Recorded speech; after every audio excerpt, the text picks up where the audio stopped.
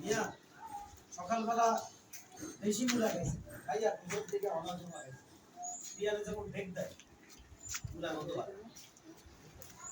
হ্যাঁ, এর অর্থ হলো এই, বাচ্চাকালে যদি ইসলামী জ্ঞানে তাকে সমৃদ্ধ করা যায়, ইসলামী জ্ঞান দেওয়া যায়, তাহলে মাঝখানে এদিক সেদিক হইলেও বৃদ্ধ অবস্থায় আবার শিশুকালে ওই জ্ঞানটা তার মধ্যে জেগে ওঠে।